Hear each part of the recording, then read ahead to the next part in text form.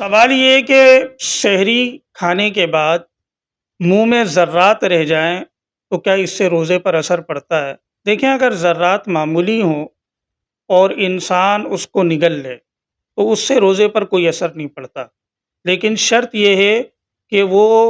چنے کی مقدار سے کم ہو۔ بھنا ہوا چنا ہوتا ہے، اگر اس کی مقدار سے کم ہے، اگر انسان اس کو نگل لے، معمولی سے ذرات جو دانت میں یا زبان میں رہ جاتے ہیں، تو اس سے روزے پر اثر نہیں پڑتا۔ لیکن اگر وہ چنے کی مقدار کے برابر یا اس سے زیادہ ہے، پھر انسان روزے کی حالت میں جان بوجھ کر اس کو نگل لے تو اس سے اس کا روزہ ٹوٹ جاتا ہے۔ اسی طرح کچھ لوگوں کو تمباکو کی عادت ہوتی ہے، سحری کے فوراً بعد پان کھا لیتے ہیں، تو اہتمام یہ کرنا چاہیے کہ وقت ختم ہونے سے 2-3 منٹ پہلے منہ کو اچھی طرح صاف کر لیں، تاکہ پان وغیرہ یا چھالیا کے ذرات منہ میں نہ رہ جائیں۔ خوب اچھی طرح کلی کر کے منہ صاف کرنا چاہیے۔ بعد میں اگر تھوک میں